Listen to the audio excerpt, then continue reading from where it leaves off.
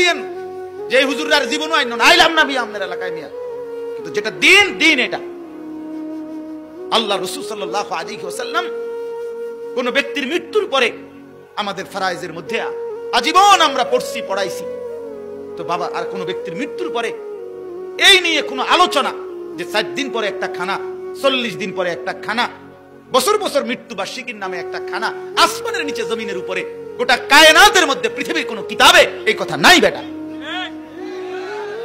কোন কিতাবে নাই এই কথা। বলে তো মানুষ খাবারই কি দোষ নি না, দোষ না আজকে খাবার, এই সবটি মানুষের খাবার। আমাদের বংশের 14 গোষ্ঠীর নামে কোনো অসুবিধা নাই, সবার কবরে সওয়াব যাবে আজকে খাবার।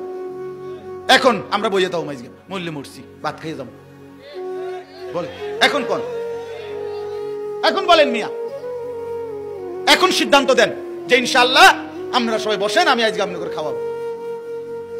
খানা তো মুসলমানকে খাওয়ানো, ইমানদারকে খানা খাওয়ানো শ্রেষ্ঠ আমল। তো বুখারী রওয়ায়াত, ইতামুত তাআম, অপরকে খানা খাওয়ানো এটা সর্বশ্রেষ্ঠ আমল। শ্রেষ্ঠ আমল যে কয়েকটা, এটার মধ্যে এটা একটা, কিন্তু সেটা তো নির্ধারিত ওই 7 দিনের দিন না, 41 দিনের দিন না, সেটা বছরের যে কোনো সময়, যে কোনো সময়। এবার আপনি আপনার কবরবাসীর নিয়ত করেন তো তাদেরও ইসালে সওয়াব হবে, আপনি এমনি খাওয়ান তো আপনারও নেকি হবে, এত অসুবিধাটা কোথায়?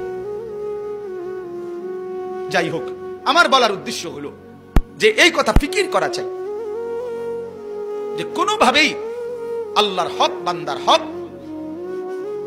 আটকাইয়া না রাখা।